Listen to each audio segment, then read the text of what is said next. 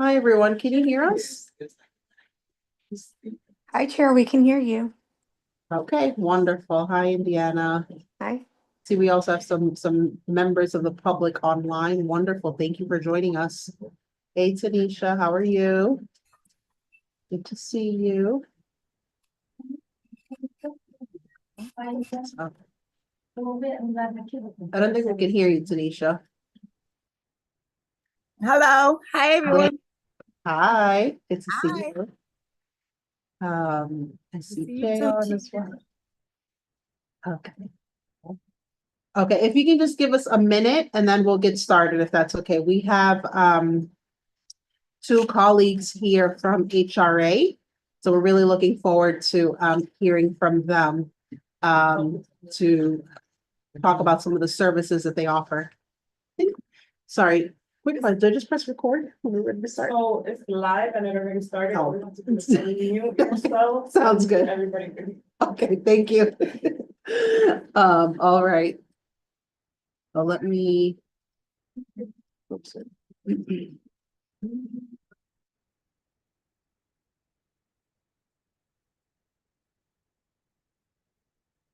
I think she needs to, sorry, just give me 1 second.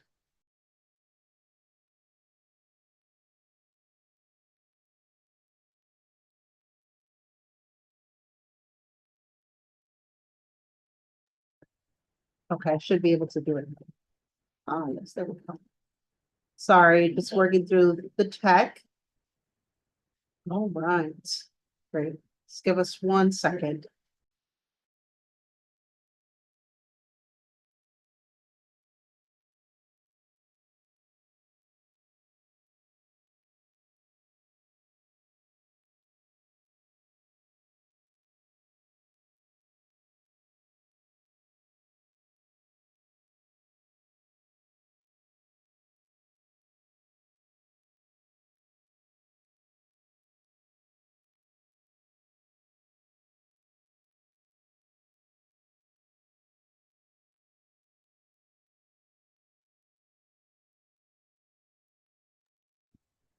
All right, so we'll go ahead and get started. So good evening, everyone. Welcome to the February meeting of the Housing and Human Services Committee for Community Board 12. Thank you again for joining us. Good to see members online, and I also see members of the public online. Thank you for joining us. We do not have quorum. Oops, sorry. We do not have quorum at the moment, so we can start the meeting, but we're not able to officially call the meeting to order because of quorum, but that should be okay because we're not kind of voting on any, or I don't think we'll be putting forward any resolutions or anything of that nature. So with that, again, good evening. I'm going to go ahead and turn it over to Radia to introduce herself as part of our committee, and then over to our colleagues online from the committee to also introduce themselves. Good evening, everybody. My name is Radia Barnes. I am on my second term on the community board. I belong on this committee as well as business development. And I'm happy we're all able to get together on this cold, semi-snowy evening. Thank you. I'm happy to Tanisha, go. oh. Go ahead, Indiana. Sorry. Okay. No, it's okay. I was just going to volunteer. Hello, all. I'm Indiana Porta. I am on Housing and Human Services, tonight's committee, and also on land use. And this is my second term on a community board, and I'm happy to be here. Thank you. Good to have you. Tanisha? Hey, everybody. My name is Tanisha Grant, longtime Washington Heights resident. I am vice chair of the Youth and Education Board, and I am also second vice chair of the Community Board 12, and of course, a member of this committee. Hey, y'all. Hey, good to have you. Jay? I'm not sure if you can speak at the moment. Yeah, I can. Jay Bias, board member, second term, and also a member of the bylaws task force. Great, thanks, Jay. Marshall?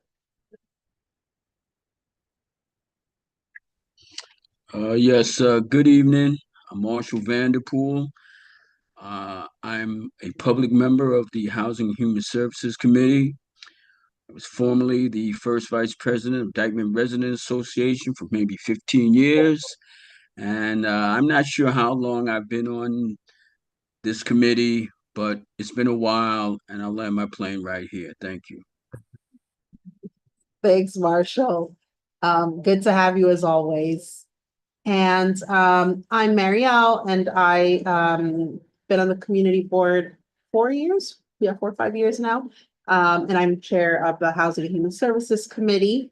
Really excited for this conversation tonight. And then I also want to acknowledge another community board member. She's not on our committee, but she is present. So Noemi, if you want to go ahead and introduce yourself. Hello, hi. My name is Noemi. I'm part of the Youth and Education Committee and also recently now to the Licensing Committee as well, previously in the Parks and Culture. I do want to say happy Black History Month for everyone here.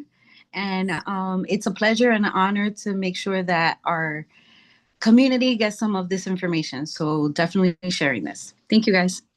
Thank you. Thank you for joining. And yes, happy Black History Month. So important. Okay, so with that, so our agenda is quite short today. We have, the privilege of having representatives from HRA joining us today. And so I'll kind of turn it over to them to talk a little bit more about some of the services, kind of what the agency does, some of the services that they provide, but also then how we as a community board can get that information out to the public and making sure that kind of members of our community have access to these resources. So with that, I'll turn it over to Kathy and Eric, and over to you. Thank you again. Hello, everybody. My name is Kathy, and this is Eric, my colleague. So we work for the Department of Social Service. Today we have information on various programs, things like cash assistance, SNAP benefit, Medicaid, the HEAP program, the Fair Fare program, which offer the Healthcare Metro card, the IDYC, the APS of information. So we have quite a lot, and we're happy to be here. Thank you. I don't know if you want to add. Hi, everyone. My name is Eric. I work for the DSS. Kathy, she's my colleague. As she said, we are here to answer questions and, to help anybody who has concern about any application that they have done with HRA or DSS, or they would like to know about something. We are here to answer those questions. Feel free to ask anything. Thank you. So I think maybe before we kind of get into questions, I don't know if maybe you want to talk a little bit more about some of those programs, just to kind of talk about some of the eligibility. I know it's a lot of programs, so maybe pick like, a couple, and then we can talk about those, and then we can kind of have an open discussion about some of those programs, if that's okay. Okay, which program you guys want to talk about? We can start with SNAP. SNAP, okay. I think that's really important. And I think the other thing, obviously, in the climate that we're in, recognizing, what's happening at the federal level and kind of the impact of that on some of the services across the city. So we can start with SNAP. We can maybe talk about cash assistance and maybe fair fares. Okay, so basically SNAP, we do have an income guideline. It does go by income. Mm-hmm. And also you also need to have some kind of legal status in this country. So if you're a citizen, of course, and you're eligible if your income is below a certain level. If you're a resident card holder, if someone sponsor you here, you need to have 5 years or more in order to be eligible. Mm-hmm. But there's a few exceptions. So don't be afraid, submit the application, and the center will make a determination and you'll get an answer either way. So the best way to apply basically is on our website called Access HRA. So on the website, you could apply for SNAP, you could apply for cash assistance, you could apply for Medicaid, the HEAP program, the Fairfield program. They all on the same website. And another program is cash assistance, which is give you the all three, which give you cash, which help you with the everyday need, which is like, and they also pay your rent. You get your Medicaid, you get your SNAP in one program. So that's cash assistance, and Medicaid, of course, is health insurance. I think everybody know about it. I would like just to add something about the SNAP benefits. Some refugee people who don't have green cards or anything, they usually get qualified as well. It depends, like Ukrainian, I see they have been qualified a lot because of the wars happening over there. So my advice usually has been like, if how they need to apply for something, just apply first because we will check and you might get qualified. So regardless your immigration status, just apply first. So the agency will make the determination if you qualify. And you really have nothing to do. You Yes. do everything online in your own comfortable living room. You do the application online, you submit the document, and then you give us a call. I mean, that's just that simple. And we have a bunch of organizations all over the city who can help too, because I know some people are not computer savvy, so probably they don't want to do online. So feel free to go to the center. Yeah, we have clients like that. So because we can assume everybody know to use this. So yeah, feel free. We work with some organization around the city, so they have clients to apply for all these benefits, and we're gonna get application. Or you can feel free to go to the center. You don't have to make no appointment, anything. You can just walk there. rented to apartment, Yeah, the window. playing games, So our yeah, management agent. yeah. I don't even trust the politicians anymore. Because you go to help to them and they don't help you, like they. Yeah. Yeah. When things got done. Well, yeah, no, thank you for joining us this evening, and thank you, Kathy and Eric. That was actually going to be one of my questions around, what if someone either doesn't feel comfortable using computers or, doesn't know how to use the application. So it's really good to hear kind of that coordination with community-based organizations to help fill out the application, answer Yes. questions for members of the community. So that was, And some speak different languages too, so they might speak probably your language. I mean, you can even Google them or we can send you them because they have a lot of partners like they have organizations around the city, so they will definitely. is there maybe like a list that maybe is it like, you put in your zip code that will Yes. show exactly, that's what I was gonna ask. We do have that one as well. Okay, good. That's good to hear. All right. I mean, I have lots of questions, Yeah. but I want to be, thank you again for joining us this evening. But I first want to be mindful of our committee members. So I'll open it up to our committee members first for your questions. This is meant to be kind of an engaging conversation to learn more about the services, again, how we can be helpful. And then we can open it up to members of the public as well. And again, thank you both for joining us this I'm evening. sorry, No, you came just in time. No worries. Thank you. So I think I saw Indiana's hand first and then over to you, Tanisha, afterwards. Indiana? Sorry about that. Hello, thank you for joining us. I also have a lot of questions, but we'll do one and then let others go and then circle back if we've got time and chair allows it. I was wondering a little bit about IDNYC. Under this administration, I know that there was, a large influx of recently arrived migrants, and there was a lot of focus on making sure that they had opportunities to enroll. But in the last year or so, I've noticed a huge drop in where you can apply for IDNYC, and there's no walk-in available anymore. I haven't noticed any opportunities to apply after business hours. And so I'm really concerned about, why that change has been made, and to know if there's any opportunity to lobby to, once again, expand enrollment for that enrollment opportunities. Thank you. Yeah, when it comes about ID NYC, so since Trump took over, some of people came from different countries, they got scared to start going to the site. So they feels like they might get arrested or deported. So we, even ourselves, we have seen like a huge number of people applying for it as Trump. So that's the reason why probably they closed some of the sites because we did not have as many people that we used to be as before. But we have sites that still open.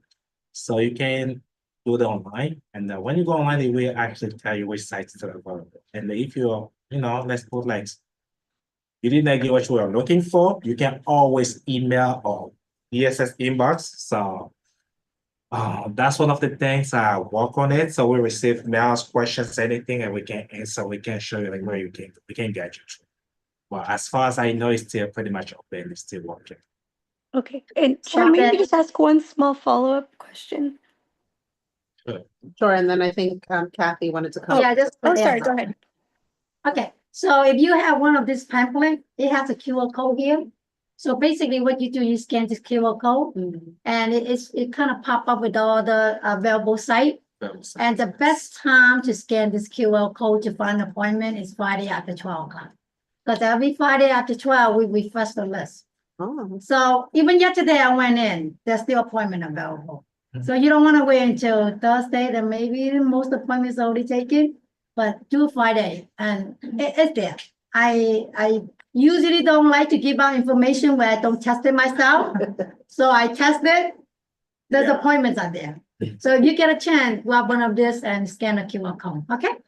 Okay, great. So just as a quick follow-up, I would just really like to encourage HRA to re-engage heavily on the advertisement for IDNYC because as you know, it's not just for immigrants.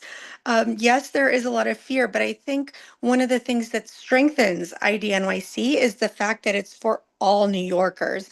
And one of the things I've noticed is that some of the cultural facility or, cultural institutions that used to be partnering with us or some of the discounts, things like that have kind of been fading. They're not as strong as they were when the program initiated. I think they may not be as appealing as some of the partnerships that were in place when IDNYC was launched.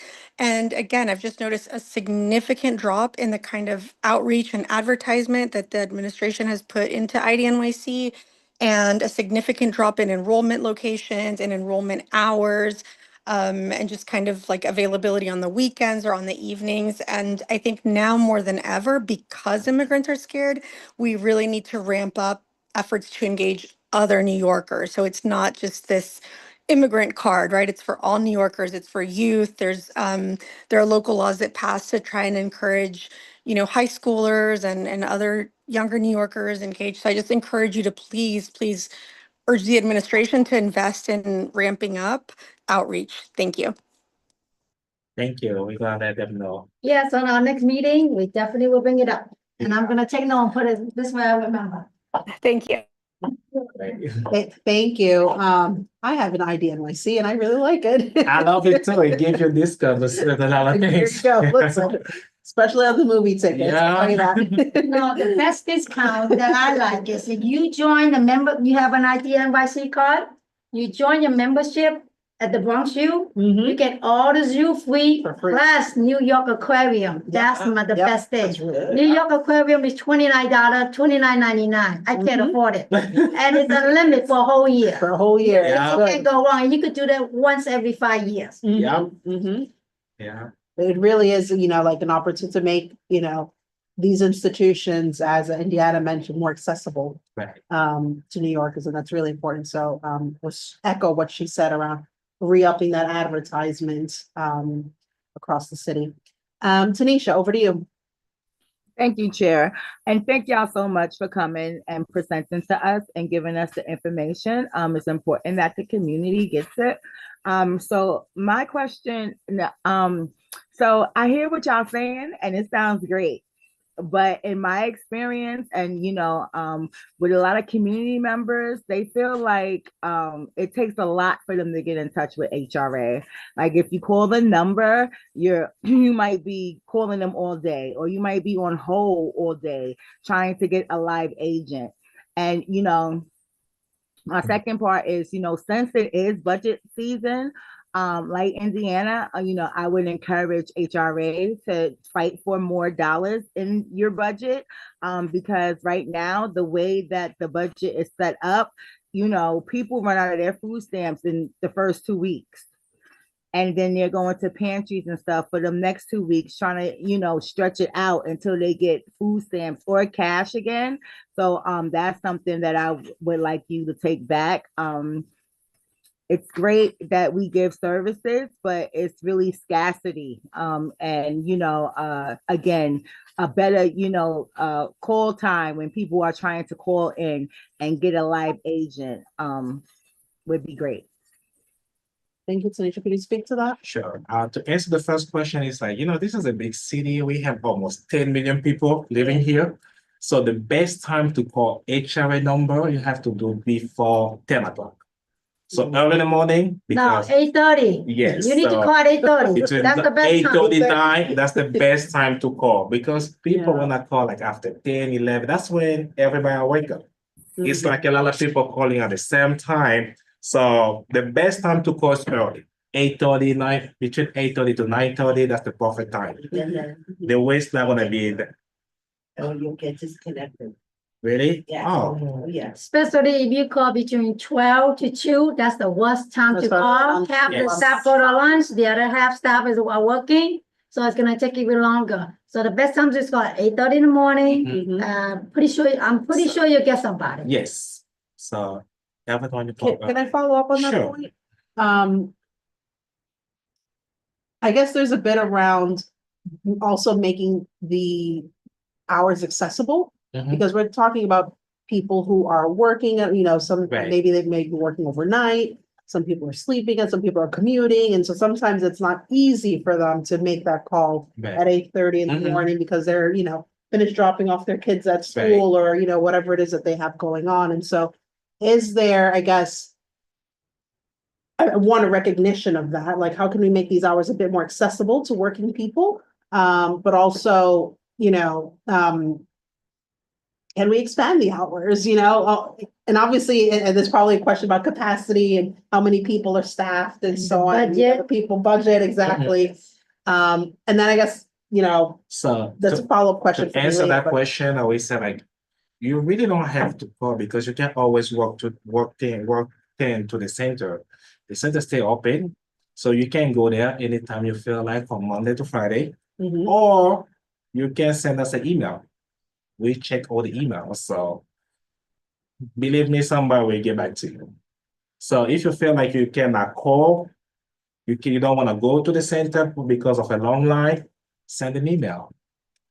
So we provide your DSS email so you can reach out. So we definitely get back to you. I Where's mean, the center? we know that a lot of times. We it's have very- another center to the city, depends where you live.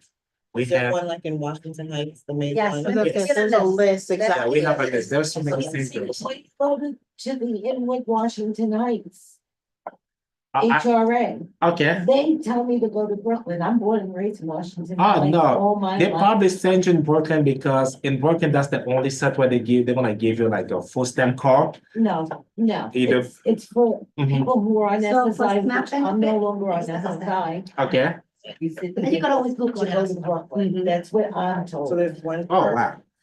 And I have who I spoke to when I Oh, go yeah. there. Mhm. And I went to that, oh no, you're something that's school. That's 15 or F13, and that's 15.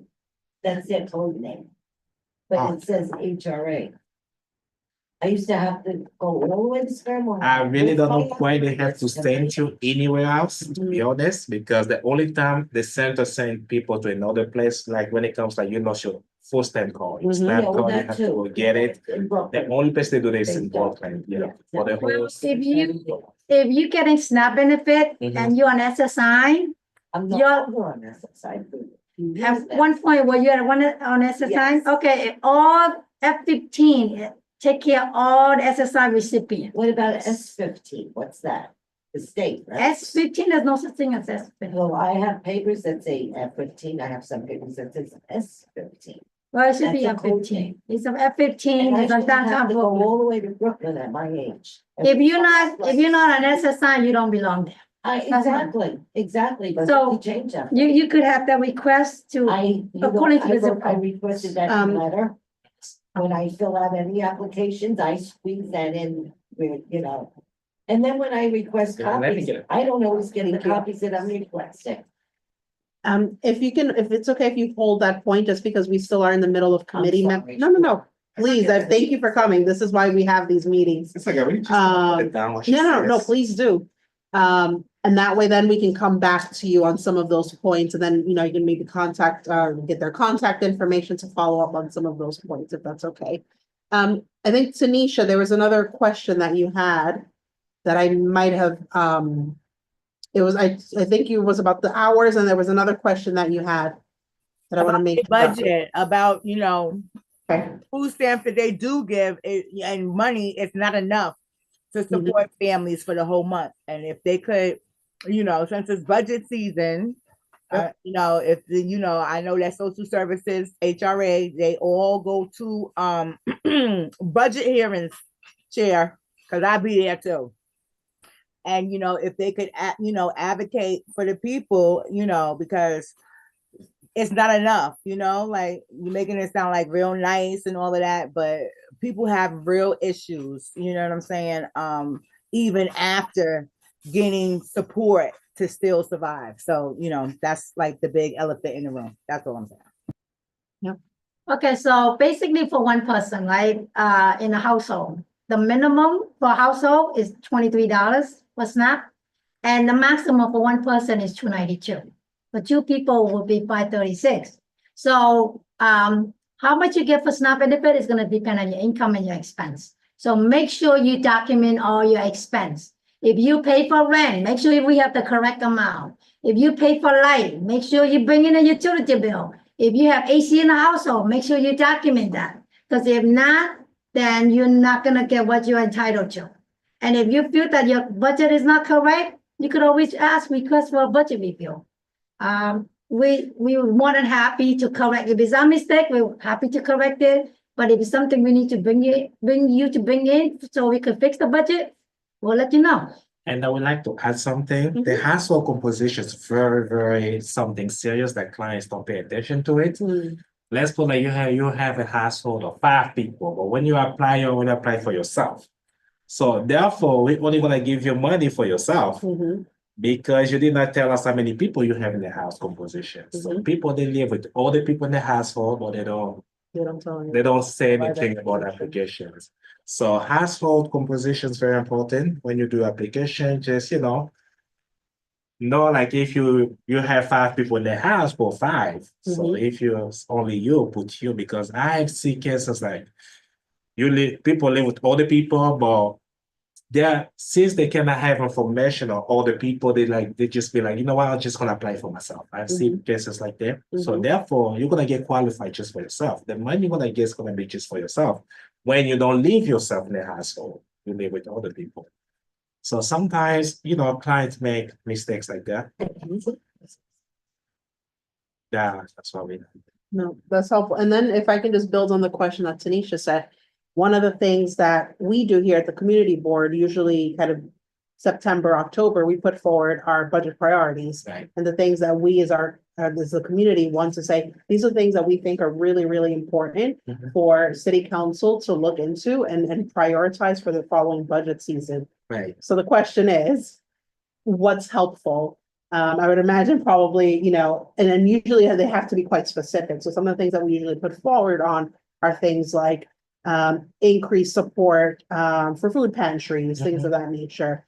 Is it capacity for some of these agencies to be able to do some of this work, like answer the calls in a timely manner or process applications, those types of things. So I guess the question is, what is helpful for us as a community board to think about when that time comes around again, as it relates to putting forward priorities for the budget?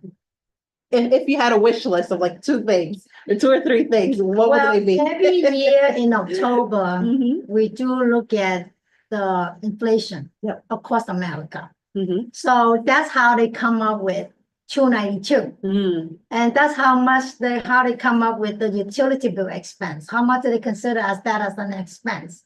So they do take all that in consideration. mhm, mhm. And I remember last year was not even 292, was less than that.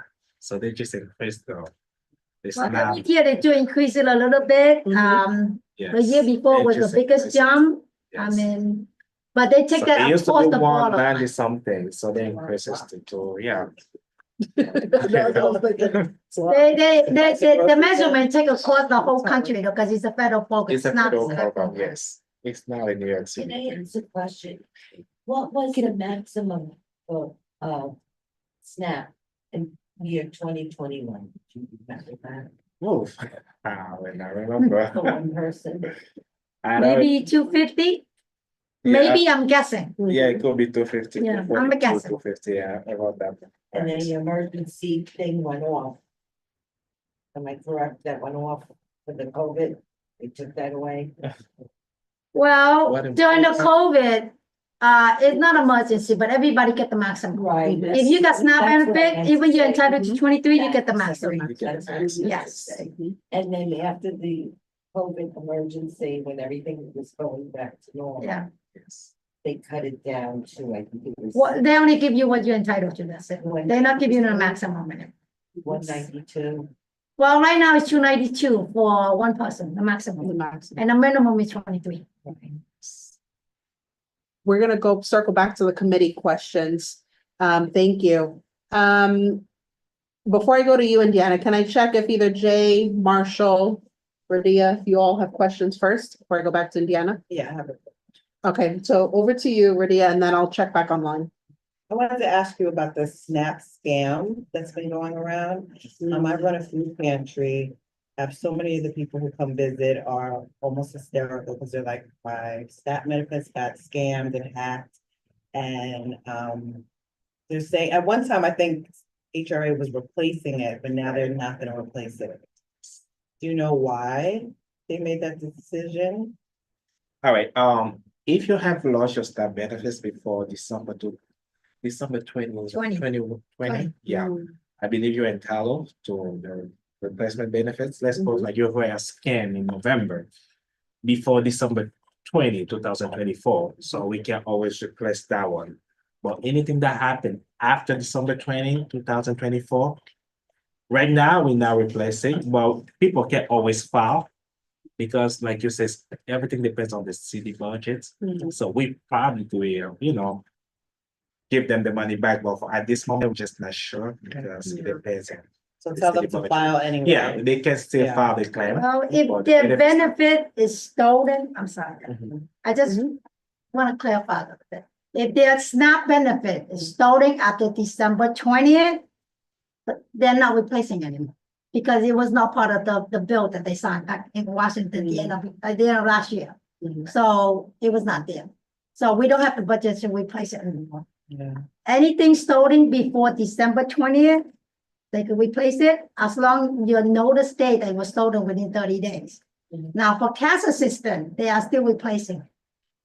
Okay, but SNAP we're not, so this is what we want people to do, please. If you have SNAP benefit, cash assistance, download the app called EBT Edge. That is the beautiful app, okay? You could lock your car when you finish buying, right before you go by to the cashier. Don't wait until you go to the cashier to log in the account now, because then you're holding people up. People can be upset. Before you get online, log into your account, open up the card, so you go buy whatever, swipe your card, put in your PIN, as long, right after you walk out there. You don't have to lock up the account. Just click the button, lock the card back. This way, nobody can check your benefit That's anymore. good. Yeah. This is the best protection at this point to protect your benefit. Eventually, they're talking about coming out with a new card with a chip, like the credit card, will be a little bit harder. But of course, everything costs money. I mean, we gotta have the budget for it. They are working on it. When we get it, we're not sure yet. but you could protect yourself. This way your benefit will not be stolen again. Please, EBTH. So again, if you were This victim is- of a scam, feel free to. File it.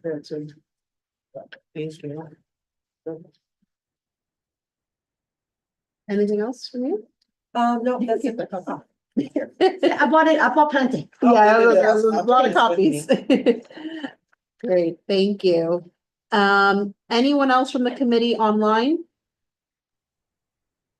I do if we've got time for one more. Please, over to you. Thank you. Mhm. As we're, getting into this new presidential administration, I have another related question about that. There are changes happening very, very quickly, and it's tough for the community board and for the community at large to keep track of what's true, what's not, what's a proposal, what's actually taking effect. And I wonder if there's any plan for the city to engage with community boards, or if not, like, can we develop something to get information in real time about, what are actual changes that we can expect or that are in the works or that have happened? I'm thinking about the first Trump term when there were changes to who was considered public charge.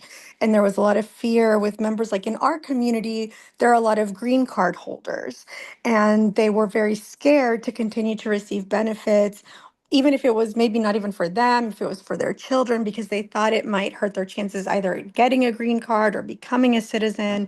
Just so much misinformation. Is there any plan to kind of ramp up information sharing with community boards about what changes are real and how the city's addressing it so that we can get information out on the ground? Are you sign up? We do have update, pretty much keep a check like every month with the commissioner. Are you signed up with that link? I'm not, so thank you for flagging that. Good. I'll share it with Mariel. Marielle in a little while, and maybe you could sign up for it. And I Okay. do have like an update like every month to keep a check around there. Okay, great. And then the last thing I'll say is also for something to like run up the chain is we've got a lot of households where it's like a whole family that rents one room in an apartment, a whole different family that rents another room in an apartment. And I know that that can complicate some of the like evidence gathering for applications for benefits, right? Because the utilities may not be in this family's name, the lease may not be in the family's name. They're paying somebody else, right, who's the actual leaseholder. So we don't have to get into it now, but to the extent that you guys can increase a little bit the information sharing and the outreach about, you may still be eligible and this is how you can prove your expenses, even if you're not the leaseholder or the name on the electricity bill, that would be helpful. Thank you, Chair. Okay, so when you apply for benefit, you apply together as with your family as a whole. If you have a friend, they don't eat together with you, obviously you don't have to apply with them. So the immediate people that you live with, that you apply together will pretty much spouse always have to apply together. Your children let's say for SNAP benefit, your children under 22 have to apply with you together. If they're over 22, they don't eat with you, they don't even have to apply with you. So if you're sharing an apartment, all we need a letter from the landlord saying, we only need to know that you are applying your information. We don't need to know your next door neighbors. We don't need the information. So Sure. even the light bill is not under the name, all they have to do is get a letter from the landlord saying that how much they pay for their rent, their portion of it, and how much they contribute to the light. And if there's air conditioner summertime, make sure you mention the air conditioner. Or if you pay for heating, if part of your rent is heat, they have to write it out separately. They said the total you pay is $500. If $450 is considered rent, you put $450 rent, $50 for light and air conditioner. The landlord has to spell it out clearly, what part is rent, what part is for utility and air conditioner. Then client could get the credit for it. The bill does not have to be on the client's name. Okay, great. And what if the landlord doesn't feel comfortable writing letters? Let's say that the family is unauthorized. Is that a legal requirement that the landlord must write those letters? or do they have discretion to say, no, I don't feel comfortable writing this letter? Well, client could sell a test, Mhm. but if they could get a letter, that would be so much better, make it so much easier. And to be honest, a lot of time landlords are afraid because if you collect money on one hand, you know you gotta pay Uncle Sam the tax and helping them not paying. That's why they don't want to get the letter. But guess what? I work for HOA for this is gonna be my 37 year, 32nd year, 32. I had not seen any case that IRS actually said that you didn't pay tax. We do not really share this information with IRS. Mhm. I mean, if anything, IRS would have to get a warrant, but a warrant would not be because of this little rent. It's probably something else that you did, that the landlord did. Mhm. Okay, so of course, the landlords are afraid, but we really don't give this information to IRS. But so in order to prove that you pay rent, you do have to bring in something, especially if you apply for cash assistance. If we paying the rent, Yeah. we need some kind of verification. If they don't want to give you a letter, maybe you could pay with the money order that month and have the copy. Mhm. I mean, we try to work with the client, but the client gonna have to kind of try to work with us as well. We do need some kind of document. It could be Zelle because some people pay the rent through Zelle, Mhm, just that mhm. proof, yeah. that was- Very helpful. Thank you. Yeah, the That best is thing a very is good- pay with a money order and Yep, set the yep, name and everything. exactly. That's helpful. Thank you. You're welcome. I see Jay and then Marshall.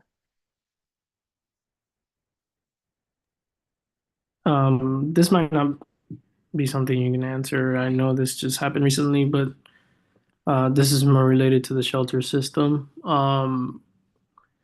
I had read in the news that there was a memo circulated among DSS shelter staff related to allowing ICE into the shelters. And from my understanding, although there are city laws that says they shouldn't enter without a warrant, the memo basically says if an employee is afraid, they can just let them in, even if they don't have a warrant. And from my understanding, I'm just trying to understand why that would be the policy change when there's clearly laws that state for the city not to do that, and it just creates more fear. Like, why would anyone even want to go to your shelters or seek your assistance if that's how the guidance is put? To answer that question, our city is considered as a sanctuary city. So we still, but the thing is our new president who has signed the executive order, he did not give us, he gave ICE all the power to go anywhere they want to. When it comes about city places like schools, shelter, they still have to have a warrant for them to get it. So an employee cannot say I was scared because how they gonna scare you? They have to have a warrant. That's part of their job. So when they comes in school, shelter, they have to present the warrants. If they don't have it, they're not gonna get it. And as far as I know, New York City Police, they don't work with them, so therefore they're gonna get a warrants. So, and I know it's still in place. We did not change that. Great, thank you. Marshall?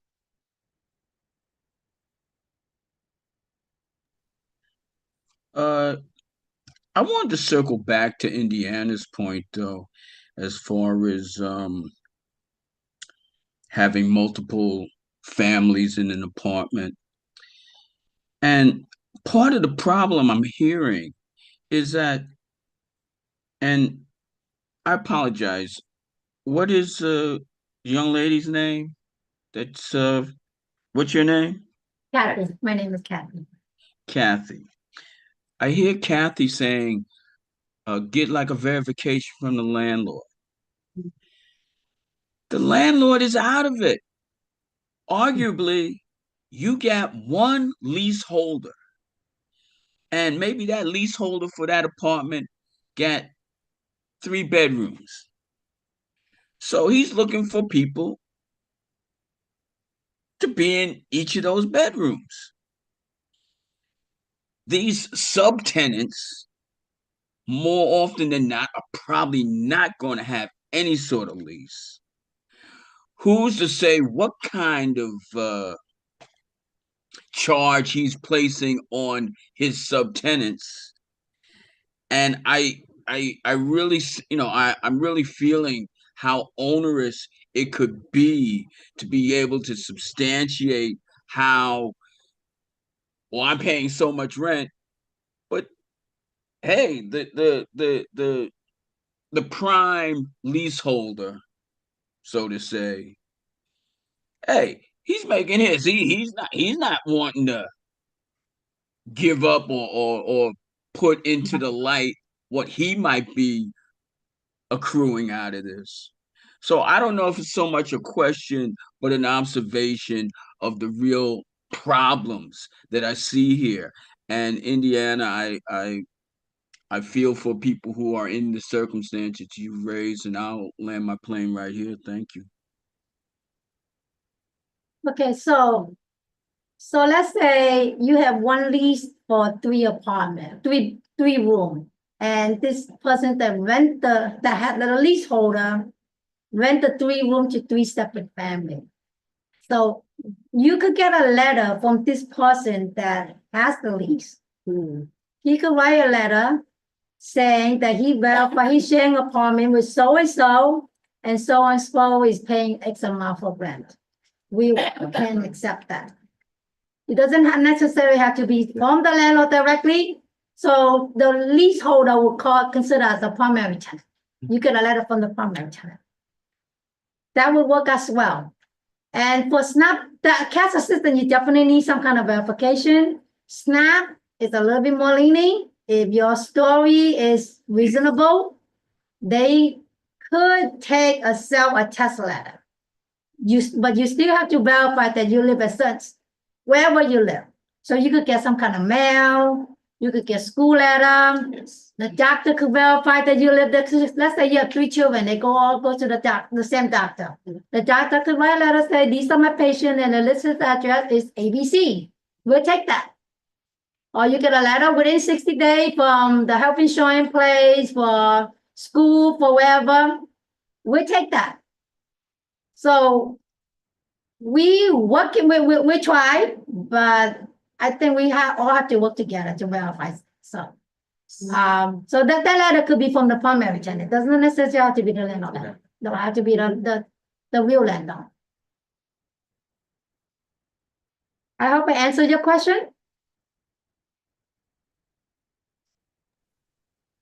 Well, yes, but unfortunately, see, at times, okay, I work for the state tax department, and at times I am an advocate as far as saying you owe the money, okay?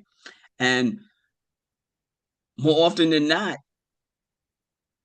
they don't meet a standard.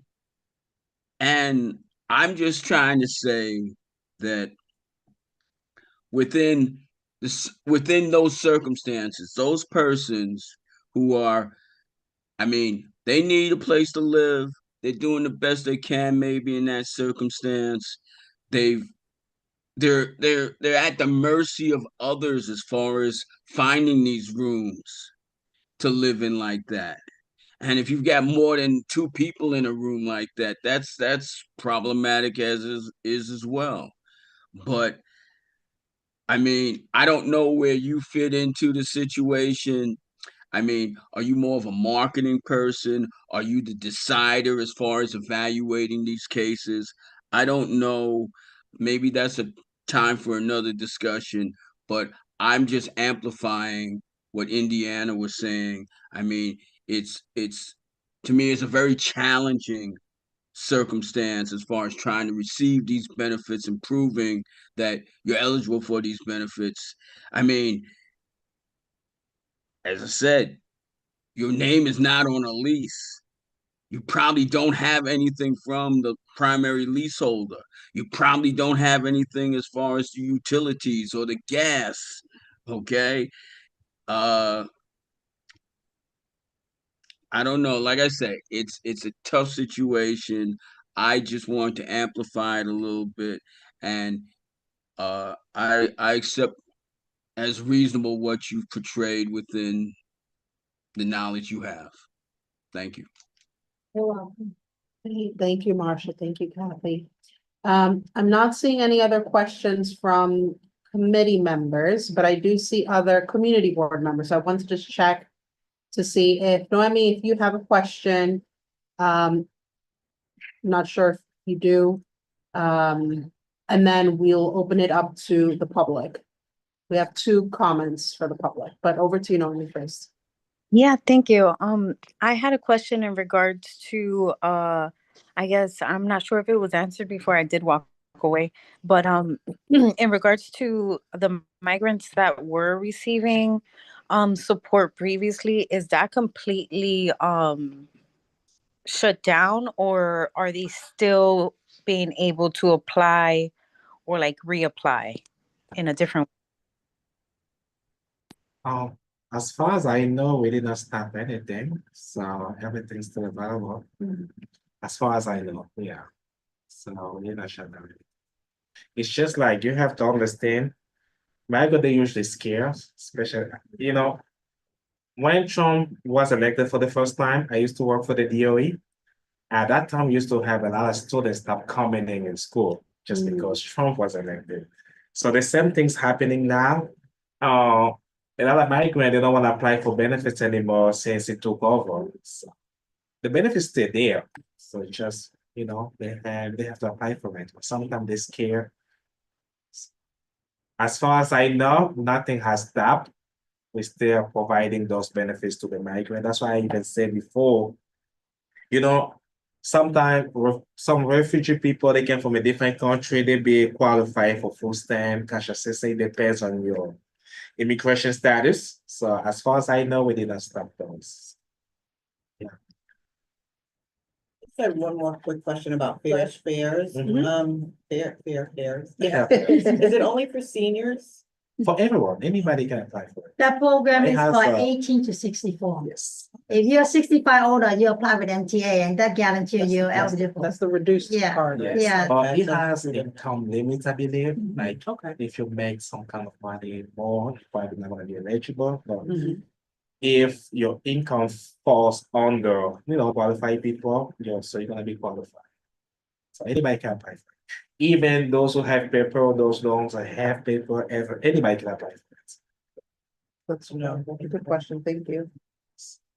All right, so I want to go now to members of the public in person first, since we've done virtual, and then there are 2 questions online from members of the public. So just wanting to check if anyone in here has any questions for Kathy or Eric. Sorry, if you could just speak up so that our colleagues can hear online. What is the income for The income guideline, that lives alone? Okay, for what I program? think I was missing. For SNAP? SNAP and Fairfax, I'd like to know. For 2025 this year, Okay, how old is person? Make it- yeah, in their 60s, but Oh, less than 65. Not yeah, 65. I think from 62, you already qualify for senior. Okay, so the income guideline for someone that over 60, 1 person in household is $2,510. Unless you eligible. Would I be, that's for the SNAP, right? Yes, that's Would what I be able to have a copy of that paper? So, That I appreciate that so You're much. welcome. Is that a year? a month. And we're looking at the gross, okay? Thank you. That means before they take out the premium for a B, before any deduction at all. That's the month, okay? So you're looking at the top, there's the number the 1, 2, 3, 4, that's the number of people in the household. And for those And online, we'll try to make sure Fairfax to get some of also? those links in the chat as well. Sorry. This is something I always suggest people always apply because the determinations will be made by HRA. So regardless of income, just apply if you want. No, I If you wanna make the determination. and When you apply though, just make sure that you, Most people are qualified, so. just make sure you document your expense. though. Yes. This will give you the maximum. Right. So a senior citizen, what age? 60 or plus. 60 and up. Mhm. Thank you. And that's 401k. For SNAP is 60 or up. Or disabled. If you're disabled, you're under 60, you still fall under the higher incomes and the ceiling income. What about? Okay, without earned income, What? if I'm receiving my husband's social security, he's deceased. I don't get his pension or sign under it. Again, for everything that HRA offers, we cannot make the determination if you qualify or not. Just apply for it and you will find out based on the information you're gonna provide. So I cannot really not tell you if you're gonna be qualified or not because I don't know, your information. So just apply for anything you feel like you might get qualified. And they just will make this determination. Thank you. If you feel the determination was not fair, you can always, send another application or talk with the fair hearing department, so they will revalue your application to let you know if you were qualified.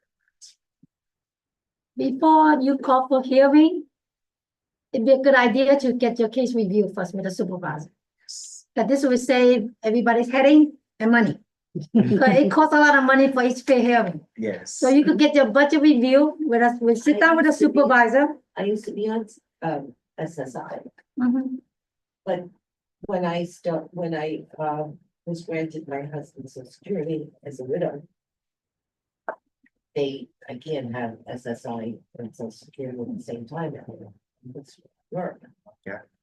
So, So now you get social security as the survivor benefit instead, right? yes, Okay, so that's fine.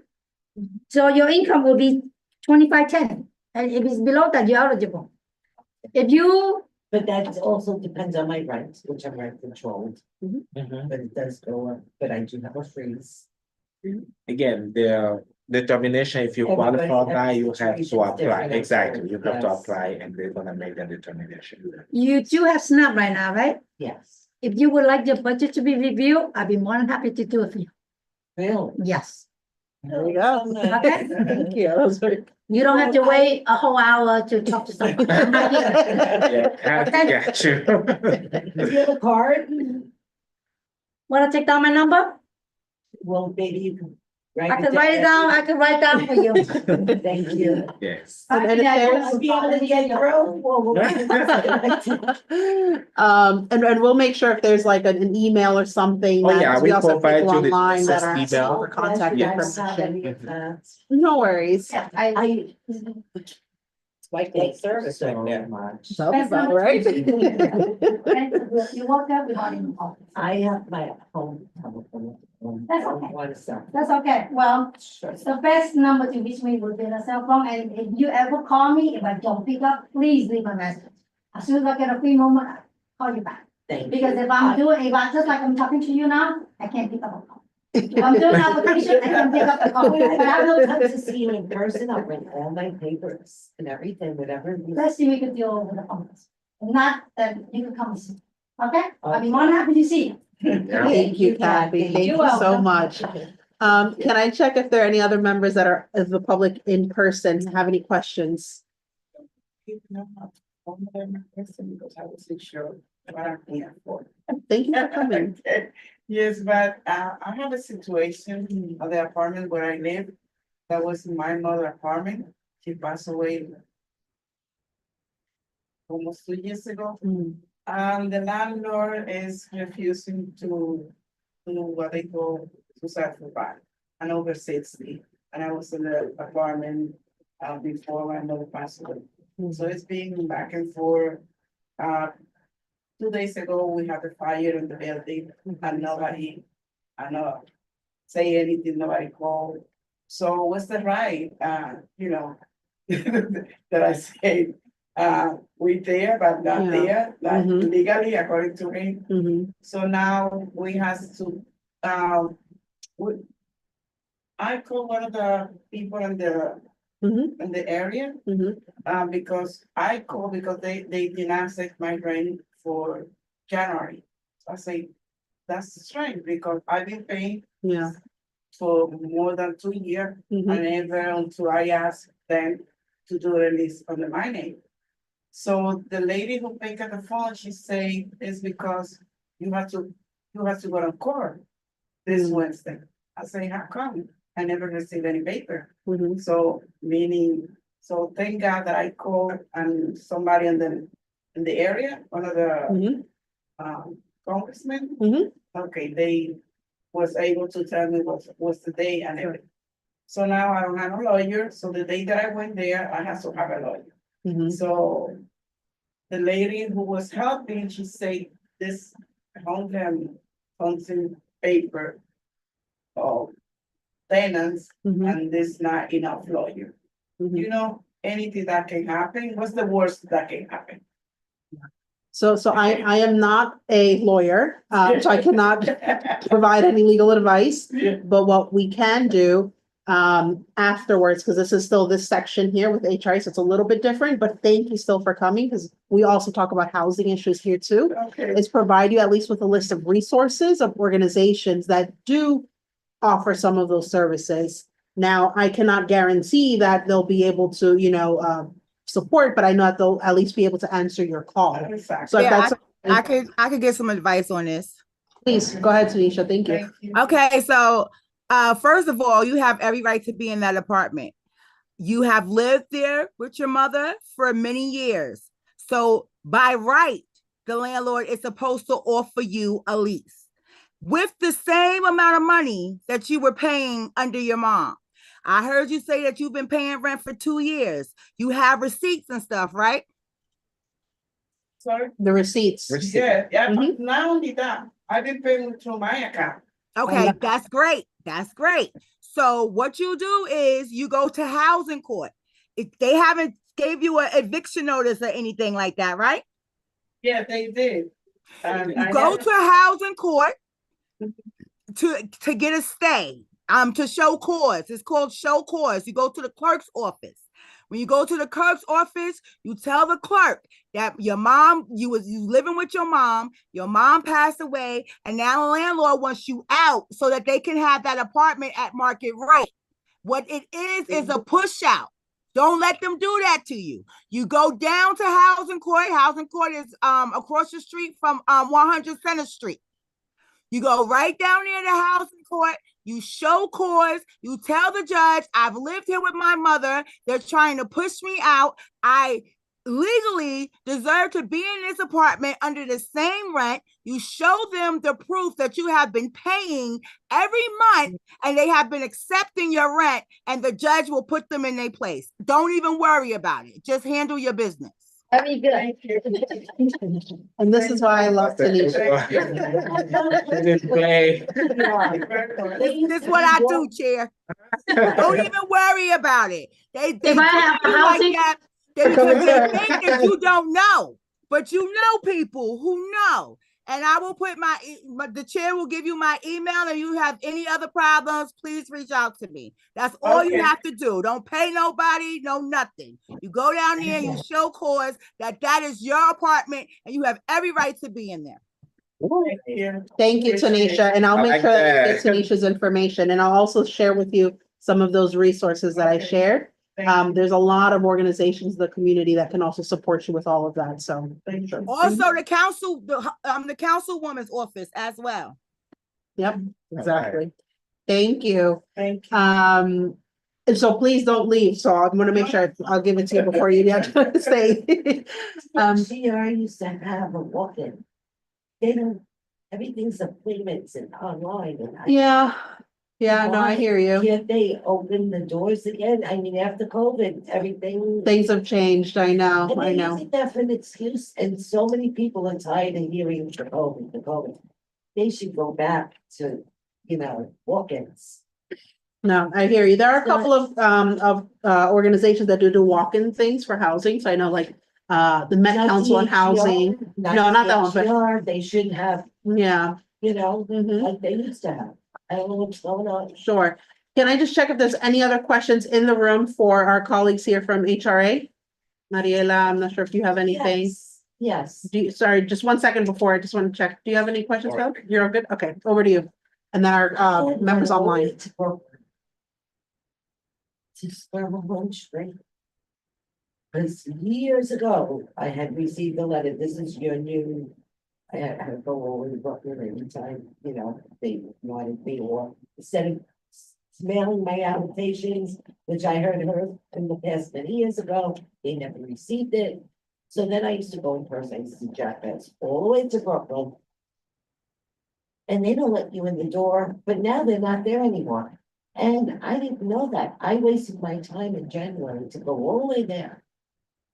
To report I had gotten a cost of living increase, because they say they want to know everything, so anything, so I have, you know. I don't want, or else, recoup or this, so I went there. To be told, oh, they're closed down, you have to go to another part of Brooklyn, I have no sense of directions, I can get lost easy. I mean, if I'm out of New York, Manhattan. So. I went another day, went all the way home, but it took me a long time, because I was in pain with my arthritis, you know. I Okay, had to take that- why don't you give me a call, or if you wanna, I could take down your number, Thank and I you. could give you a call tomorrow. I could check, see what center you belong to. My guess is they probably transfer you out. At one point, when you were Years seeing, ago, and I. At one pleaded with- point, yes. to them, please. You know, at in the one past- point, if you get an SSI, if you belong to F-15, it's a good center. You don't recertify, you recertify every 3 years, Yeah, nobody because bother they you. said that- Yes, but if. And it's a lot easier center. You go there as 1, 2, 3, because they know people receive SSI or disability. They had, you know, it's not exactly that you had a hardship already. But then why don't they have one in each borough, so We people. can't afford seniors it. We cannot- can't afford it. You It's see, okay we to used to afford start with 30 center, now it's less and less and less. Now we have 2, 4, But 5, 7. I understand, but why didn't I get a letter in the mail, paper mail, first class mail, that they moved? I wasted our fare.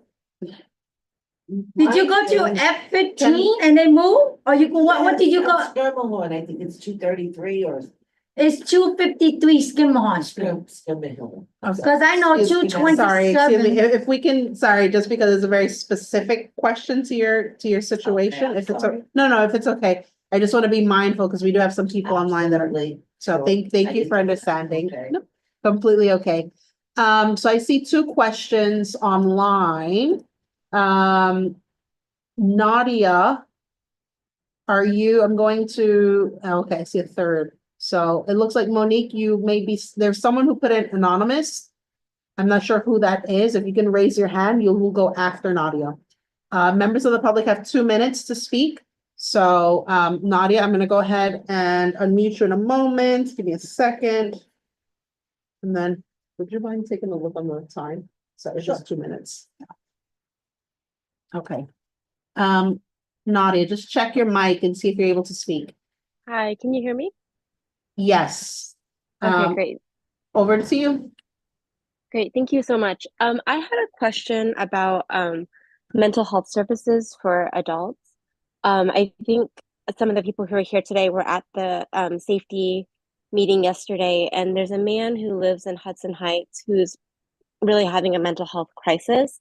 Starting in the summer, he started harassing women, stalking them, saying lewd things at them, but it's really escalated in the past month where it's like multiple times a day.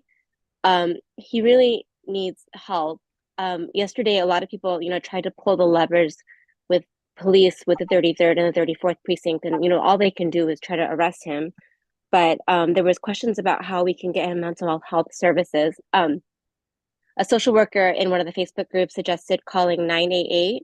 Someone in his building tried to call that today. They know where he lives, they know his name, but the person on the call said they had to have his date of birth, they need to record, to give his mental health history. They needed to also identify themselves, and people just don't feel safe doing that. And also that's just not information that they have. But clearly this person really is a danger. I mean, he's like putting his cigarettes out on dogs, he's putting them in children's mouths.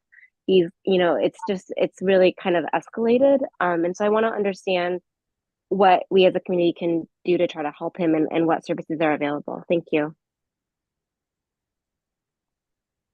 Well, I really don't know much. Yeah. I was gonna say, I don't know if Yeah. HRA would be the We exact. deal with HRA benefit, mental health is not. But they can't always go 311 too. They Mhm.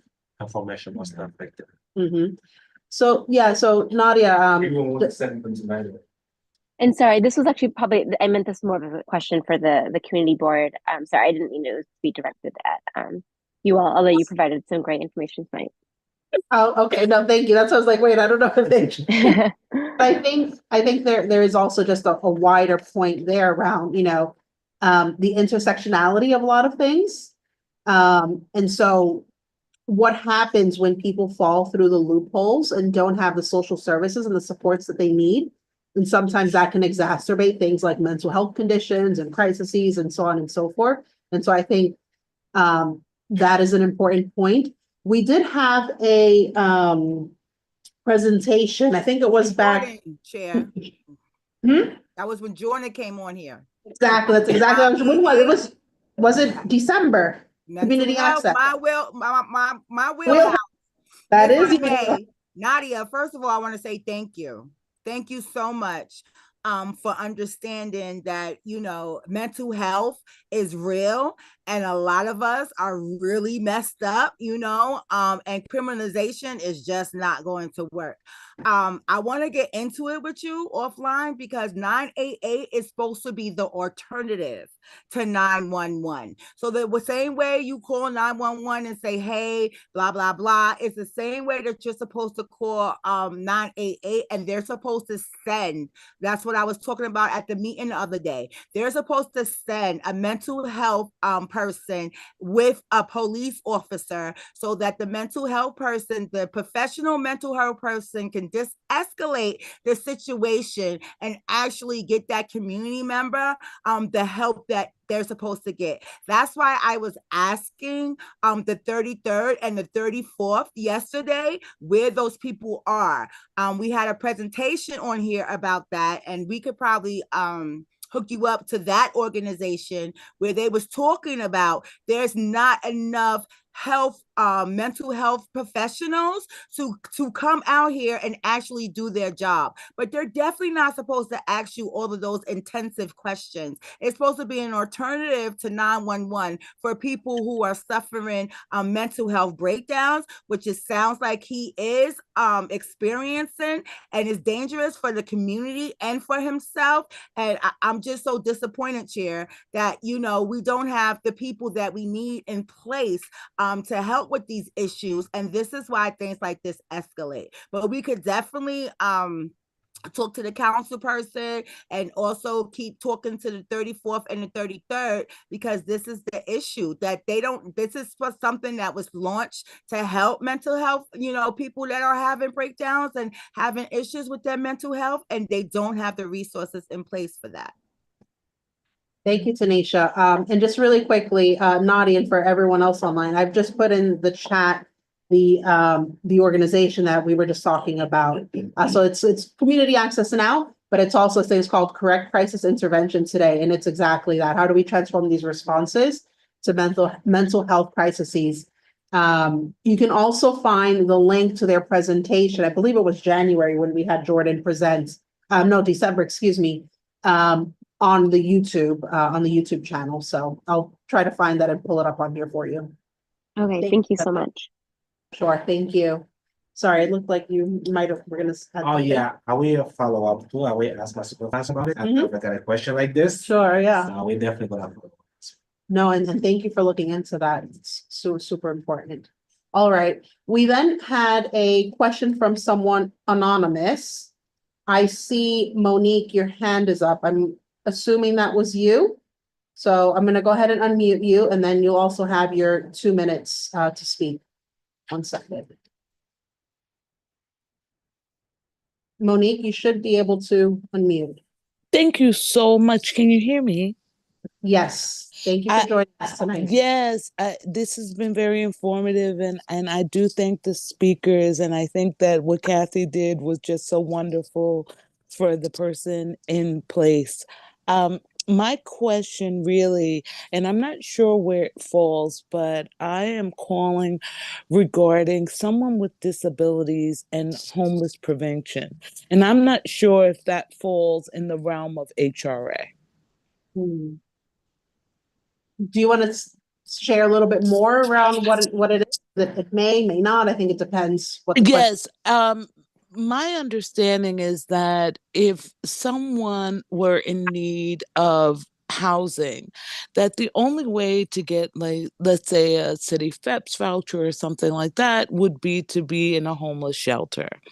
My concern is that my son, who has a medical issue and he's on disability, it would not be beneficial if he were in a shelter. And I'm wondering, how are these issues addressed, especially with someone like my son who is currently immunocompromised and on a transplant and, in need of a transplant. So this has been very difficult for me to navigate. And I like to consider myself as someone who's very resourceful. But even at the hospital, I'm unable to link up with social workers or find anyone to get that assistance, even though I've reached out to council members and things like that. I'm really being directed towards HRA for these kind of issues. And I'm just hoping to get some insight and some further direction. Well, if you don't mind sharing a little bit more information, so does he have any income? If you, No, we he can talk one-on-one. I mean, if you want to share, it's okay. I mean, I would love to be able to go. I don't want to take the time, from everyone else, because I know it's my personal, very specific. But what I'm finding is that my specific issue and my son's issue is something that's really relevant. Because I think a lot of people who are in need of housing, especially when they have disabilities, are unable to access services without going through shelter. And there should be some sort of scaffolding protection for people in particular who are immunocompromised from needing to go into the shelter services to get that sort of voucher or that city FEPS program. So this is where, my question really lies. okay, so if people, if someone owns, if they have a place to stay already, if they own rent, if they're on cash assistance, they could reach out to HRA. If they need any background assistance. If they're not on HRA, that's what they call CDFEP, and you could apply to, I think one of the organization is Catholic Charity. I know they have certain criteria, so you gotta go there and find out what are the criteria. Those help I know is there, but you're right. Unfortunately, a lot of time to get into housing, Section A, you have to live in shelter. I heard it's like 6 months, something like that, and to get one is tough. But if you have a way not to go into the shelter, I think that would be better. Like maybe apply for CDFEP or something. My understanding was that in order to apply for city FEPS, you have to have shelter experience. You have to have been in the shelter. This is what everyone is telling me. It is written, it is stated. So this is why I'm hoping to get more information to avoid that trauma for someone, especially who's in need of a transplant. As far as I know, like from the HRA, we don't even wanted to go in the shelter because it goes more to the city for people to be in the shelter, to be out of the shelter. So what I'm gonna do, I'm probably gonna follow up with you. I'm gonna get more resources, like maybe tomorrow. I will get back with you. I will get back with you. Oh, that would be wonderful. Forgive me if it was listed as anonymous because this is my first time doing it in Zoom. So I don't know how I would give you my information, but I'm more than happy to share that because really this is sort of a dire situation and I've been working on this for quite some time to no avail. If you want, I can give you, a general email. I usually check that email every day. So you can, send the email with all your questions and I will definitely get back to you. if you like to do like that as well. Yeah, because we want to be this is a public Of meeting. course, and I would appreciate that. So however you want to give me the information, I thank you so much for your time. No problem. Thank you so much, Monique, for joining us, and we hope you're able to kind of join future meetings as well. Oh, thank you. Thank you. Do you want to share the general email, and I'll put it in the chat as well? And then we have one other question, I believe. Okay, while you write it, I'll call on the other speaker. Okay, and so the next speaker is Dr. Gary Alfine. I'm going to unmute you and you can ask your question. Yes, already. Have DSS that on my see that.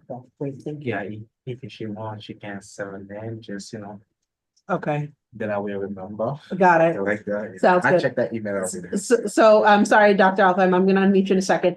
Monique, I'm gonna put it's a general email.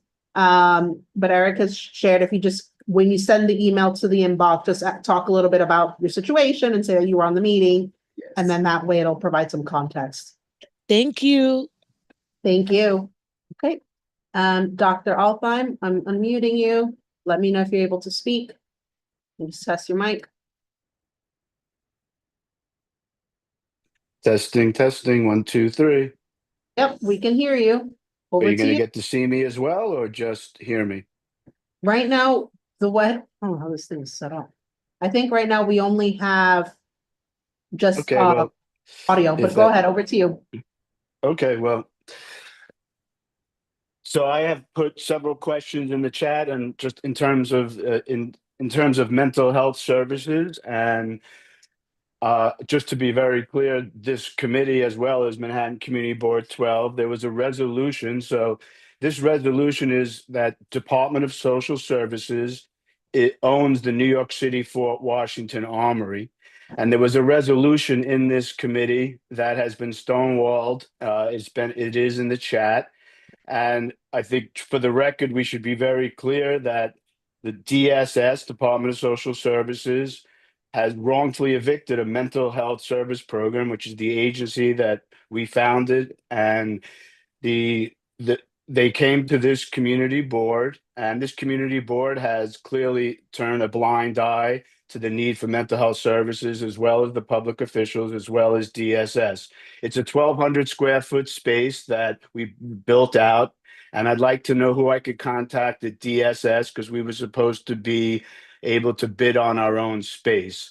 In the resolution that's in the Q&A, the resolution is an investigation into the Fort Washington Armory, and Community Board 12 Human Services Committee on 2019 was requesting that this building be investigated. There are many people still on Manhattan Community Board 12 that voted yes to the resolution, but this resolution, even though it's supposed to move forward and have a public hearing. So it's a 5-page resolution, and GDS, Growth and Development Services, had another resolution, which is Resolution G, yes? Up Yes. in the next couple of seconds, please. What's that? You Wrap can up? wrap up in the next couple of seconds, Do I yeah. get was that 2 minutes? It was, so I'm just giving you an extra kind of 30 seconds. Okay, thank you very much. So I would like to know what happened to our space, because I saw it a few days ago and it's still empty in the New York City Fort Washington Armory. And this community board has been willfully blind to move forward with a public hearing. It's all in the resolution. And I hope that people will care about mental health services and they will actually address it. So people are not walking the walk. They've turned a blind eye to free mental health services and allowed us to be wrongfully evicted. Well, when it comes to about us, we usually have more questions about food stamps, cash assistance. Yeah. Well, this DSS was at this meeting, so you Understand. can mute me now. Okay, DSS is responsible for this. Matt Borden, Liliana Irvin, they came to this meeting. People in this room right here voted that DSS is supposed to attend the meeting and investigate the armory and open it up to the community and be a community center that it was meant to be. So, And you could make a facial expression if you like, but it's all in the resolution and has been no public hearing. Just look at the resolves And this community board has not followed through, and the city agencies and public officials. We have 496 students to one clinician, and you all allowed and enabled the eviction and are allowing this building to be used as a venue rental. DSS knew that there was someone sleeping in the building by the name of Jack Pfeiffer, Alfine. and there was an apartment in the Dr. building. Alfine? Yes. Thank you. Okay. Resolution is here. Yeah, Eric wants to respond to you, so just you can, give it a So- Thank you. moment. The best way to do this, the general email that I just provide, you can send us an email. I will see that with my supervisor and we will get back to you with answer that you want, because right now we really don't have those. Okay, answers. I encourage you to look at the resolution, Yes. because it's all right there. And All right, where's the so- email, please? It's in the chat. Thank you very much. I appreciate it. Not And a when you problem. send the email, just put like a note like on the community board 12 Yeah. meeting, and Yeah. I will know, and I will definitely get Yeah, back. I will. I have plenty of information to send you. All right, thank you, sir. I appreciate it. Thank you, Thank Doc. you. Okay, can I just check if there's anyone else from the public that has any points?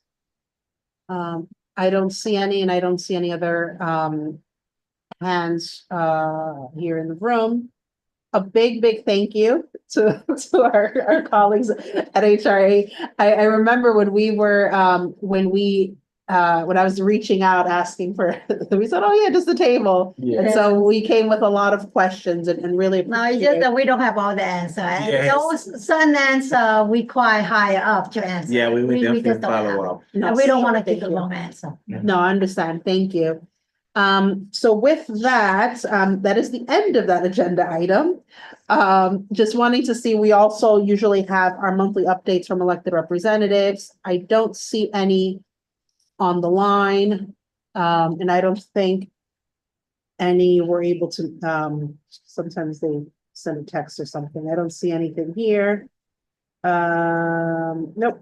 And then we also have kind of monthly updates from CBOs as well. So just wanting to see if anyone has an update here. I'm not seeing any. Okay. So with that, old business, does anyone have old business from the committee? I have one, just a thank you to, I think I saw Tanisha and Indiana on there. It's possible there were other members of the committee that were also there, but we had the Know Your Rights event. Was it earlier this week? At this point, I'm losing my days, or last week. And just really appreciate everyone coming out. I do want to acknowledge something that Tanisha brought up, which is around ensuring that these events are multilingual. We did try, and there was a bit of kind of, we had trouble kind of securing other speakers that don't just speak Spanish, because we recognize the immigrant community is not just made up of Spanish speakers, but obviously we have immigrant communities that speak Arabic and Urdu and French and so many other beautiful languages. And so that is noted. I will say there are quite a lot more Know Your Rights events that are happening, where they're trying to be a lot more intentional and really ensuring that that interpretation and that translation is available so that it's reaching all communities. And if you want to kind of get involved in any of that, let me know so that we can work on continuing to plan some of that stuff. Yeah. Sure. Yes, Yeah. I know people that speak different languages, especially if we talk about languages from West Africa. Mhm. Sorely needed. So you know the Yes. number. Sounds good. No, and we also have a lot of communities that speak Wolof as well. And so making sure that we have that representation is important. Thank you. So I'll be following up. Any new business?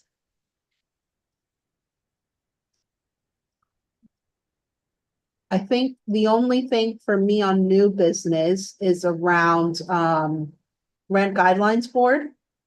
I think I mentioned this before. Last year, we had the presentation from Avan on the rent guidelines board. Now is when kind of some of those reports start coming out with kind of the preliminary research in terms of, affordability and so on and so forth. And really now is the time that we need to be engaging with the body, not when, they say we're going to raise the rent by this amount. So there's a conversation that needs to happen there. That's one of the main things on my mind at the moment. So just, yeah, and I guess the only other thing for new business, if there are any other presentations or things you would like us to cover or talk about, please let us know, so that we can book those in for the next couple of months. Anyone else have an item for new business? Oh, Tanisha, go ahead. Yeah, it's budget season. And it's very important that we are engaging with our elected officials on the city and state level, and trying to advocate for every dollar that we can, for anything that comes to HRA, human services, all of the things. I'm kind of disappointed here. I think we should also reach out to our elected officials, because they should be coming here and give us the reports, especially on what they are planning to fight for when it comes to housing. What does that look like? What is the budget like? What is the budget for public housing? What is the budget for all of these things that will be put into these budgets? And just, to give you a number, our fiscal year 2025 budget that was decided last year, our state budget was over $230 billion would it be, and our city budget was over $120 billion would it be. So there's money. We have over 120 billionaires that live in the state of New York. We have over 700 multi-millionaires that live in the state of New York. So I'll be trying to get Ione Invest in Our New York, that has 4 tax bills to tax the rich. Maybe we can get them to come give us a presentation, and also make sure that our elected officials know that they're supposed to come to these meetings and report what they're doing on our behalves. Thank you. Thank you, Tanisha. That actually reminds me, you recall we had the presentation from the Independent Budget Office. When was it I'm losing track of time. I think it was also December. And so there was a conversation, and Jay was working on that, to see if maybe they can also come and do something maybe for the general body to talk about, budget season and how do you engage in the process and all of those things. So that's really important. The other thing is unelected. So I usually, before these meetings, I send out an email to just a whole list of community partners, as well as the elected representatives, and say, as a reminder, here we have our monthly meeting. Please join us. We look forward to having you. We have these standing agenda items. There were 2 that did come back and said that there was, I guess the 33rd has a precinct meeting or something tonight. But yes, please, in your engagements with them, remind them that yes, they should be coming to us and letting us know what they're working on these issues. So, yep. Indiana?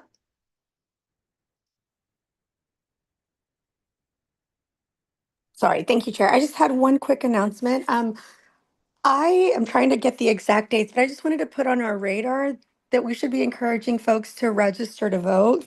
Sometimes we wait like so close until the election, but even if we can just do a quick, announcement, like our upcoming meetings, I think the date to register for primaries has been like delayed, but I'm not sure, so I don't want to speak on that, but just like a little note, if maybe moving forward, we can just remind folks to register to vote, and maybe we can share the link in the chat.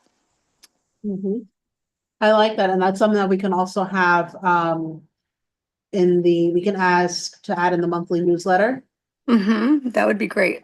Standing link or a standing reminder, hey, have you registered? The deadline is coming up, and so on and so forth. Yep. Great. Thank you. Okay. Not a problem. Any more questions from the committee?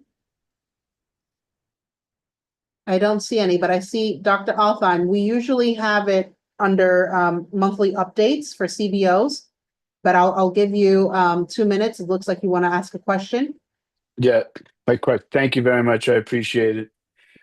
Over to you. I'd like to know the status of the resolution to investigate the armory.